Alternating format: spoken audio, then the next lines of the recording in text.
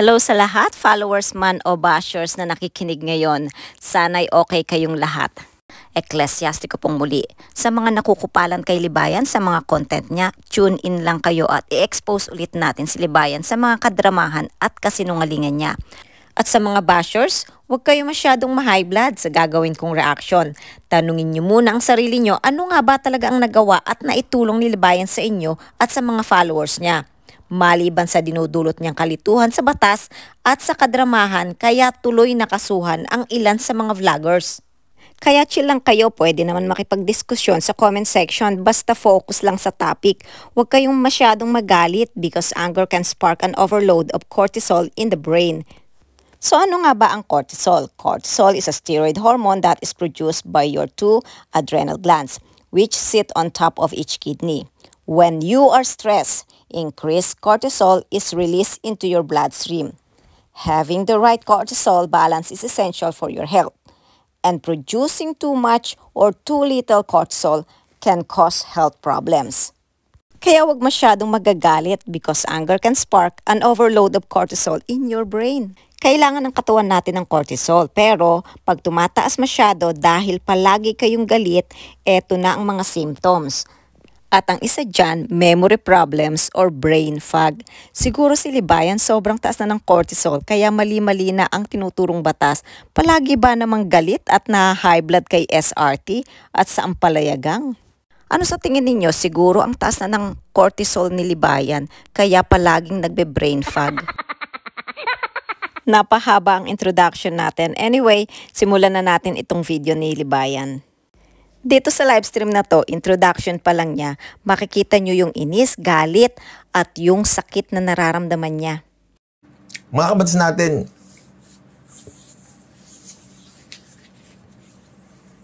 obserbahan ninyo kung paano gumagalaw yung kamay niya. Dito, hindi niya malaman kung paano siya magsasalita, kung saan siya magsisimula, at kung paano siya magpapalusot. ito lang, no?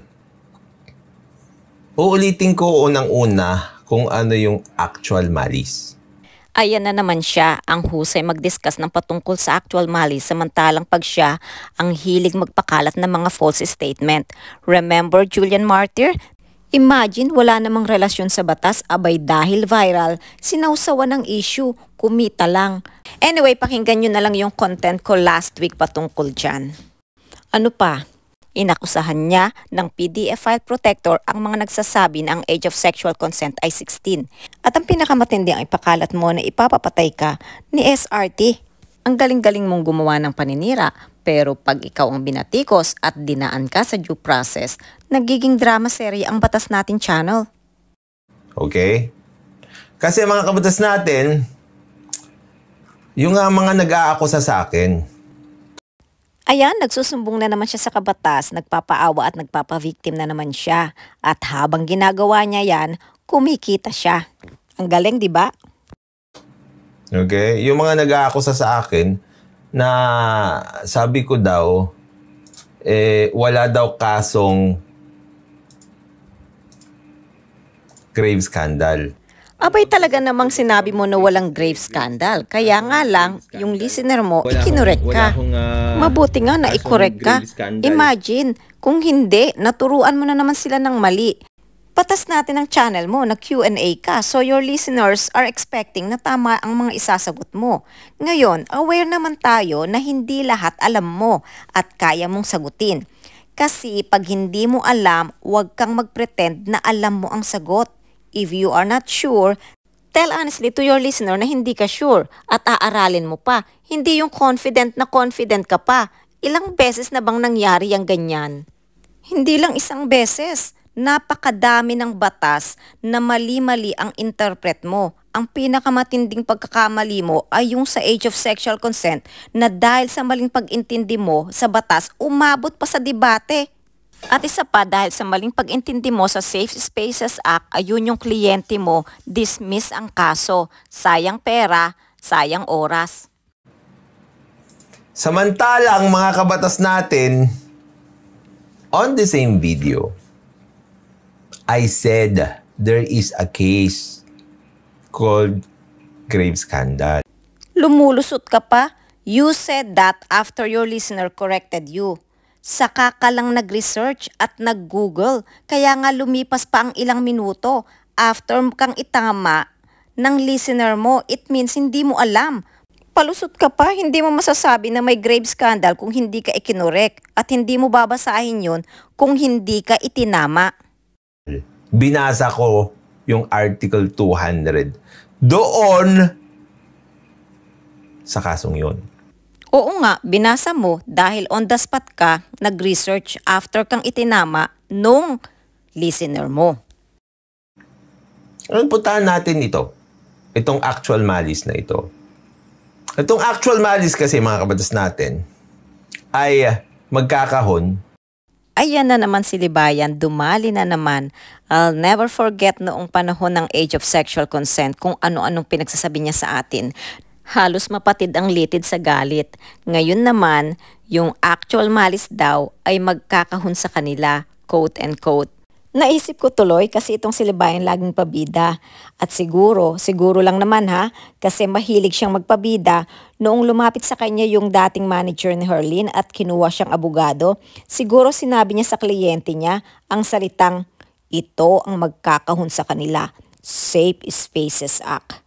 Tapos biglang na-dismiss ang kaso, imagine, 4 ang kinasuhan. Ikaw nagtuturo, tapos halos lahat ng kaso mo dismiss, tapos ang lakas ng loob mong magturo, tapos hindi mo kayang i-discuss kapag natatalo ka. Sa totoo lang, abay napakalaki ng responsibilidad mo bilang abogado na nagtuturo ng batas sa social media. Dapat mag-review ka bago humarap sa listeners mo nang hindi yung itinatama ka palagi ng mga nakikinig sa iyo. Tapos pag nabatikos ka, todo drama ka dyan sa channel mo. Sa mga tao na naninira sa mga public personalities katulad ko. Anong kadramahan yan, Libayan? Imbis na magturo ka ng batas, puro drama yung laman ng content mo. Alam mo, Libayan, hindi ka na namin kailangang siraan dahil sirang-sira ka na. Dahil ikaw na rin ang sumira at sumisira sa sarili mo. Nagtayo ka ng batas natin channel, tapos mali-mali ang tinuturo mo. Mabuti nga hindi mo inaway ang nag-correct sa iyo dyan sa grave scandal. Kami nakaranas pa ng panlalait mo at tinawag mo pa kaming PDF file protector nang ikinukorek ka namin sa age of sexual consent. Okay? Tignan nyo. There is actual malice when there is knowledge of the publication's falsity. Alam mo na false yung pinapublish mo. Ikaw, naaalala mo pa ba yung mga false statement na pinablish mo dyan sa channel mo? Ang tapang-tapang mo pa dyan sa channel mo. Ang kapal din naman ng mukha mo na mangaral samantalang ikaw ang nangunguna sa pagpapublish ng mga false statement. Kaya nga nakasuhan ka, di ba? Ito mga kapatid natin, GR number 184315, November 25, 2009. Okay?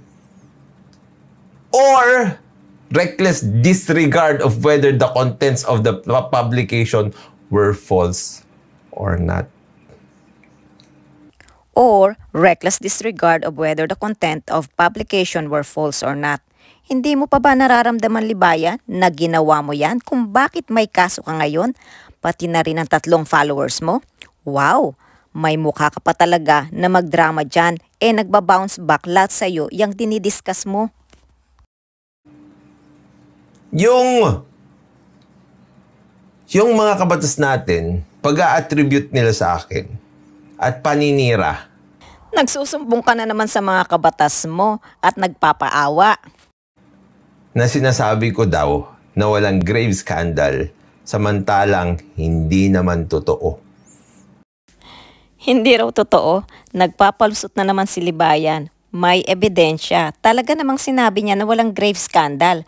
Panoorin nga natin yung video at bilangin natin kung ilang beses yung sinabi niya na walang grave scandal. Scrutiny pahiram ng video. Ang pagsesex po ba sa public places ay grave scandal? Hindi po, wala hong kasong grave scandal. Wala hong kasong grave scandal. Wala hong kasong grave scandal. Pwede rin yung sa Safe Spaces Act yan. Yung pagsesex sa public places. Oh, yun. Pero wala akong kasong grave scandal. Alarms and scandals siguro yung iniisip nyo, pero hindi ho alarms and scandals yun. O di ba ikaw yung nasa video at ikaw ang nagsabi 3 beses na walang grave scandal. First point, totoo na sinabi mo na walang grave scandal. Second point, nalaman mo na may grave scandal dahil sa listener mo. Hindi ba ikaw ang abogado? Dapat alam mo yan. Kung hindi mo alam, dapat hindi ka nagpretend na alam mo. Nakakahiya naman na yung listener mo pa ang mas maalam kaysa sa iyo.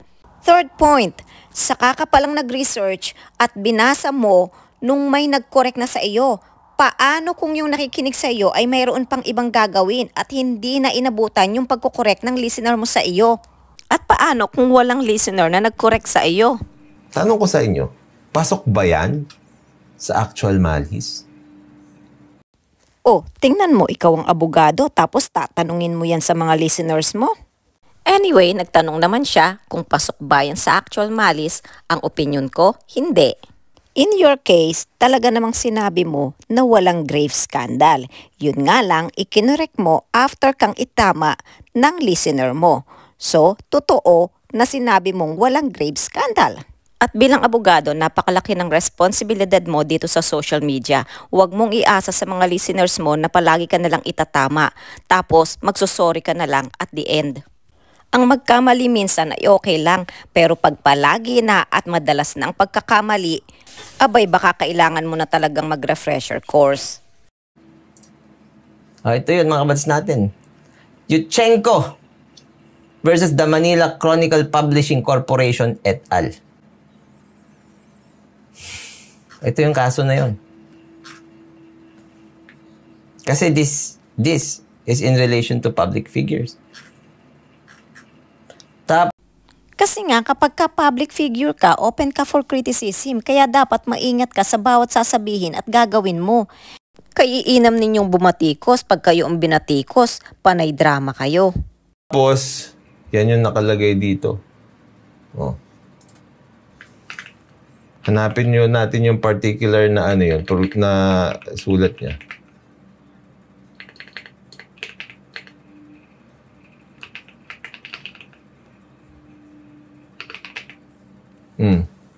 The court ruled that categorical denials of truth of allegations in a publication place the burden upon the party. Hindi. Hindi yan. Ito.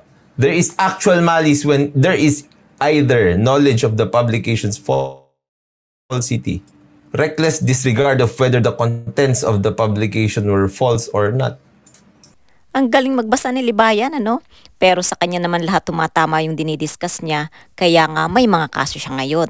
Tapos yung mga hinahawakan niyang kaso, dismiss. So ibig sabihin, walang nakitang actual malice o mali lang talaga ang ginamit na batas ni Libayan. Parang nagbabasa lang siya, ano? Pero hindi naman niya talaga naiintindihan ang batas.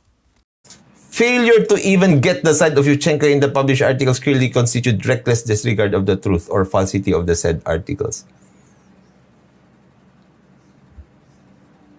Tingnan nyo si Libayan, mukhang nagbabasa lang pero mukhang lumulutang.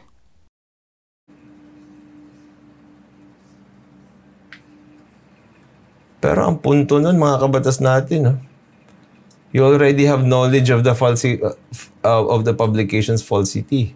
Alam mo na hindi totoo yun eh. Ano bang sinasabi mong hindi totoo? Totoo naman na sinabi mo na walang grave scandal.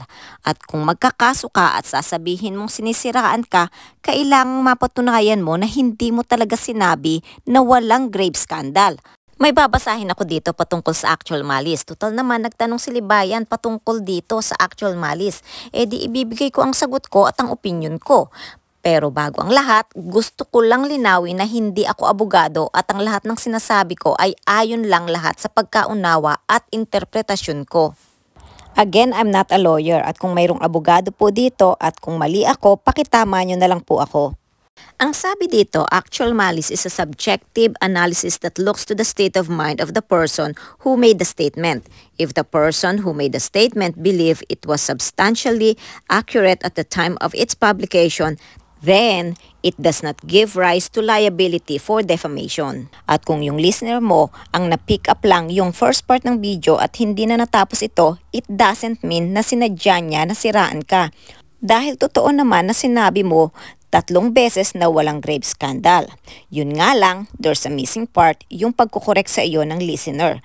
But the mere fact na hindi mo talaga alam na walang grave scandal, walang paninira doon. At ang alam mo talaga walang grave scandal. At pasalamat ka sa listener mo dahil sa kanya nalaman mo na meron palang grave scandal. At siguro kung hindi ka ikinorek ng listener mo, until now hindi mo pa rin nare-realize na mayroon palang grave scandal. Pero para makakontent ka, ipapublish mo pa rin. So, ang galing talagang mag-appeal to emotion ni Libayan. Ipaalala natin yung death threat. Sabi niya, pero para makakontent ka, ipapublish mo pa rin ito. Kaya ba kahit walang accurate proof na may death threat sa iyo, ipinablish mo pa rin para may content ka? So comparing doon sa grave scandal issue mo, may accurate proof na sinabi mo na walang grave scandal. 1. Tapos number 2, reckless disregard of whether the contents of the publication were false or not. Yan ba yung nangyari sa death threat issue? You recklessly disregard whether there is really death threat or not. Kaya ngayon, may kaso ka. Pero syempre, kailangan mo pa rin patunayan yan sa korte. You know, in the same video na pinutol nyo, sinabi ko na merong kasong grave scandal. Mekos-mekos na ang ginagawa ni Libayan at hindi nagiging tapat si Libayan. Hindi niya sinabi sa simula na may grave scandal. Ang sinabi niya, walang grave scandal at itinama lang siya ng listener niya. Kaya ginugol niya at nalaman niya na meron pala. Saka pa lang niya sinabing meron palang grave scandal.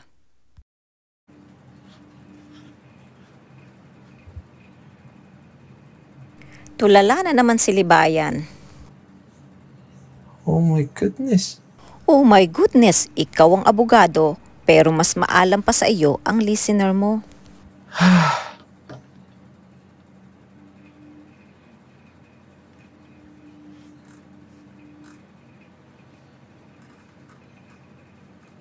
Anyway, ito lang mga kabads natin, ano.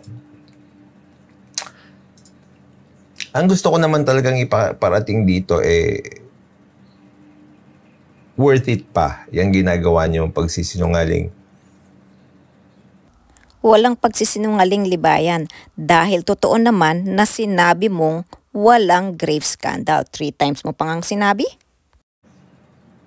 Worth it ba yung ginagawa niyong pag-atake sa akin kahit wala naman akong ginagawa sa inyo? Wala kang ginagawa sa amin? Alam mo bang napakasakit sa ulo na marinig ang isang abogado na patuloy na nagtuturo ng mali at binabalahura ang batas? Gagawa ka ng channel using batas natin sa pangakong magbibigay ka ng free legal advice. And yet, kung saan-saan ka sumasawsaw. Basta viral, sasawsawan mo. Katulad na lang ng family yulo issue. Ilang content meron ka? May batas ka bang diniskas? At napakadrama mo talaga, Libayan. Sasabihin mong wala kang ginagawa sa amin? Buti nga yung nag-correct sa iyo sa grave scandal, hindi mo nilait. Kami na itinama ka namin sa age of sexual consent, hindi ka na nga nag-sorry, nilait at pinakusahan mo pa kami. Pakinggan mo nga ulit itong sinabi mo noon. At ito ang sinasabi ko sa inyo, otherwise sexual predators like petitioner will be justified or even unwittingly tempted by the law to view her as fair game and vulnerable prey. Yan ang ginagawa nyo, Meloyap at saka Estelastico. You are subjecting our children to sexual predators.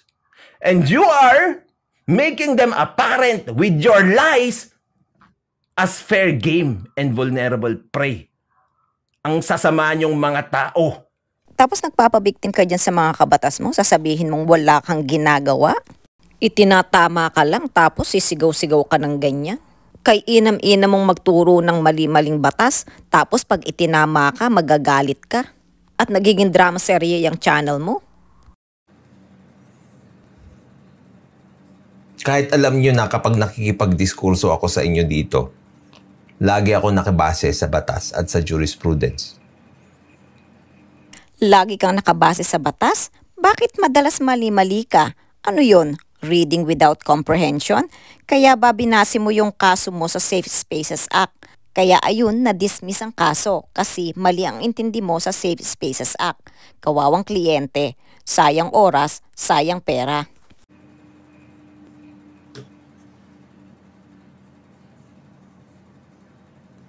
Puro lang talaga ang palaya eh. Ayan, bukod kay SRT, galit na galit din siya sa Ampalaya. Kasi naman Libayan, lagi kang galit, kaya siguro masyado nang mataas ang cortisol mo. Kaya kung hindi nakakalimutan mo yung batas, nahihirapan ka nang intindihin ito. Kasi ang isa sa sintomas ng high cortisol ay memory problems at brain fog. Kaya bawas-bawasan ng sobrang galit, pati tuloy ang mga listeners mo nadadamay na. Kasi ang naihahatid mo na lang sa kanila ay galit at mali-maling batas. Yes, I make mistakes. Nakikita niyo ba yung mga content niya na mali-mali katulad ng Age of Sexual Consent, Fruit of the Poisonous Tree, Safe Spaces Act, tapos samahan pa ng mga fake news at kachismisan lang. Ang dami-dami na. Tignan niyo yung videos ko ha. Ilan na yung videos ko na nagawa ko? Wow, ipagmamalaki na niya kung ilan ang nagawa niyang videos. Ang tanong, may quality ba? Tignan niyo. Fast forward ko na habang hinahanap niya yung number of videos niya. Saan ba makikita yun? Sandali ha. Kasama pa dyan yung pagmimirror niya sa Senate hearing. Ito mga kabatas natin dun sa isang channel ko lang ha. Tapos yung iba, nagpa-parking lang, kumakain, nasa holiday. Ito yung sa batas natin channel. Okay? Tignan niyo yung videos na nagawa ko. 2,368 videos. Ang dami na pala. So, ibig sabihin, ang laki na ng kinita nito sa YouTube. Tapos, ang tanong, may quality ba ang mga video niya? 2,368 videos. Sa main channel. Nakahanap kayo ng isa, palpak pa kayo. Ayan na naman, dumali na naman sa kasinungalingan si Libayan. Isa lang daw. Ang dami-dami mo ng mali, Libayan. Age of Sexual Consent, ilang content ka meron doon? Fruit of the Poisonous Tree, Safe Spaces Act, kaya nga na-dismiss kasi hindi mo naiintindihan. Tapos Miranda Rights at marami pang iba. Ano na brain fog na naman si Libayan at nakalimutan yung ibang mali-mali niyang batas na tinuro. Out of 2,368. Actually, hindi lang dapat yan. Kasi plus, ito dapat. Naku po, at talagang idinagdag pa niya yung mga content niya sa Attorney Ronnie Randolph Libayan's channel. Hindi kailangan palang i-switch account yan. Plus 1,535. So ilan yon? 2,368 plus 1,535. Paki-add nga. 2,368 plus 1,535. OMG Libayan, simpleng math lang yan. Kahit i-round off mo na lang. Ilang videos yon? Paki-add nga.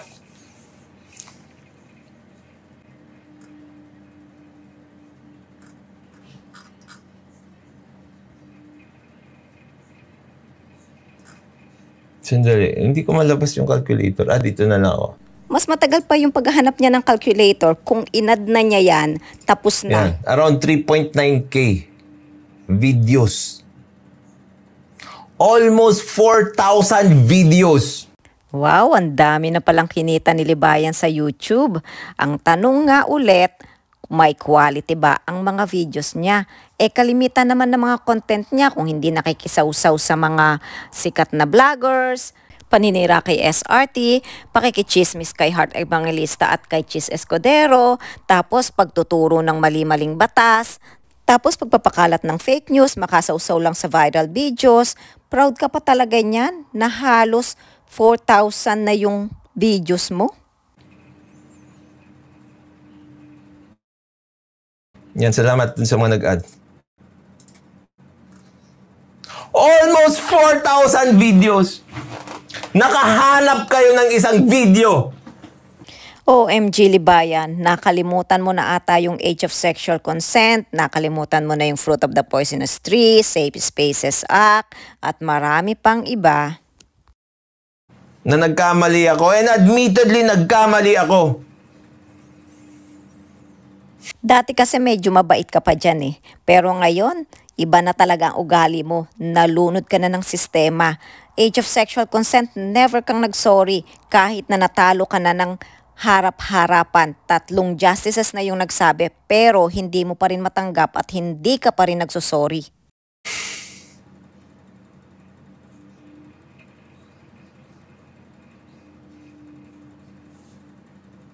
Actually, hindi pa video na palpak yun eh.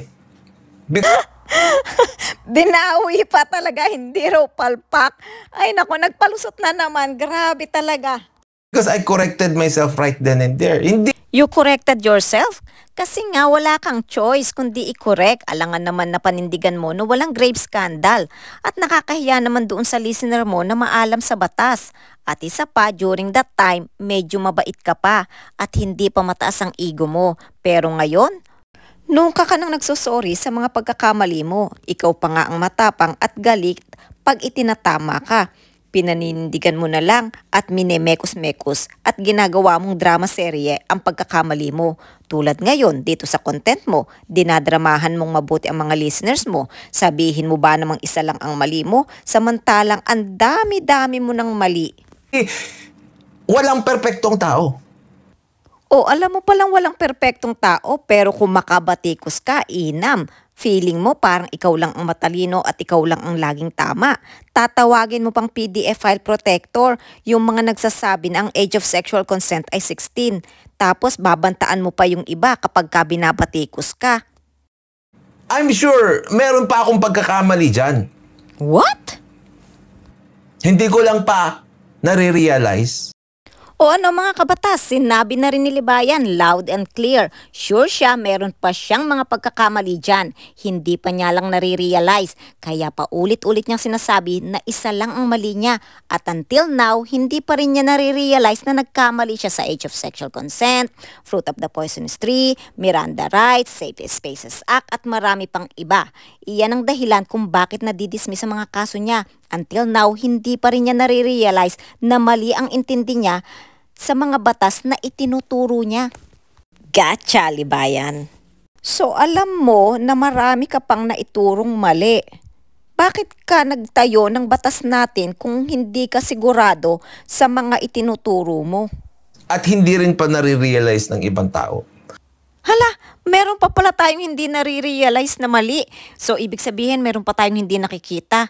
Ayos din itong si Libayan, makapag-drama lang. Hindi na iniisip ang sinasabi. Imagine sabihin mong may mali ka pa pero hindi pa rin nare-realize ng tao. Imagine 4,000 videos. Sa tingin nyo perfect lahat yon?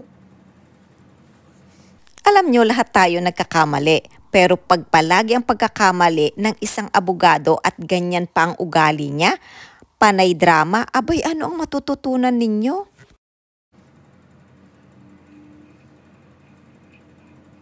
Nakahanap kayo ng isa. Nagsinungaling pa kayo. Anong pagsisinungaling doon? Sinabi mo naman talagang walang grave scandal. So totoo na sinabi mong walang grave scandal. Walang pagsisinungaling doon, Libayan, dahil talagang hindi mo naman alam na may grave scandal. At kung hindi ka pa tinuruan ng listener mo, hanggang ngayon siguro hindi mo pa rin nare-realize na mayroong grave scandal. At siguro kung wala yung listener mo na nag-correct sa iyo, di feeling mo wala kang mali. Abay, perfect. Sinabi nyo pa na sinabi kong walang grave scandal. Grabe sa kasinungalingan si Libayan. Paulit-ulit niyang sinabi na hindi niya sinabi na walang grave scandal. Samantalang may evidence. Right then and there, kinorek ko yung sarili ko. Di sinabi ko meron na. Meron! Meron. Kasi nalaman mo sa listener mo na meron. So, ibig sabihin, hindi mo alam. Kaya nasabi mong meron dahil nalaman mo sa listener mo. Ikaw ang abogado, pero ikaw ang tinuturuan. Sabi ni Enzo Miggy, akala diamond puwet ng baso pala. Parang si Libayan, akala ng kabatas diamond, yung pala puwet ng baso. Kasi title niya lang yung salitang attorney, pero mali-mali naman ang mga tinuturong batas at natututo lang sa mga listener. Sa bar exam, walang 100% ang score. Di ba? Diba?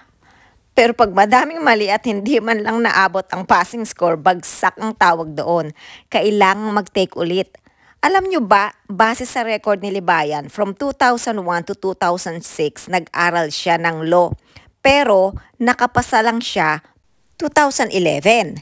Bakit kaya ang laki ng gap? 5 years? Imagine 2006 siya nag-graduate tapos 2011 siya nakapasa ng bar exam. Ilang beses kaya siya nag-take? Ayon sa iba, bumagsak siya sa unang take at sa pangalawa, nakapasa na siya. Meron namang hearsay, 5 times daw siya nag-take.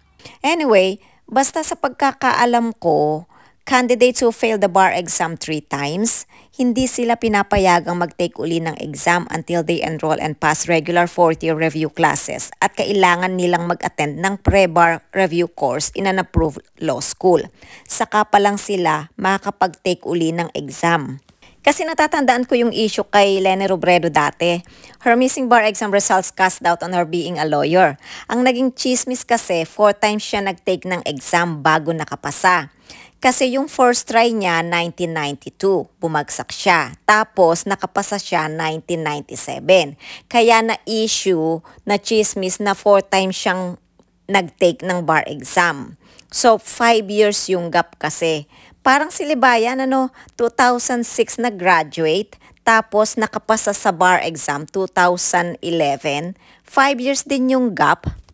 Anyway, matagal na yung issue. Nabanggit lang ng commenter ang tungkol sa bar exam. Ayan tuloy na isingit ko. Ang mahalaga naman, nakapasa siya noong 2011 at naging ganap na siyang attorney. O sige, balik na ulit tayo sa video ni Libayan. Huwag magugulat, mukhang mataas na naman ang cortisol niya. Imagine that, 4,000 videos. Nakahanap kayo ng isa sa 4,000 videos. Ilang percent yun? Paulit-ulit na si Libayan sa sinasabi niyang isa lang daw ang mali niya out of 4,000 videos. Gagamit pa ng percentage. May memory problems na ata talaga itong si Libayan.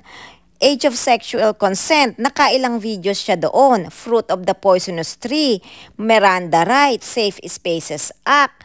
Ilang videos lahat yun. Lahat yun mali.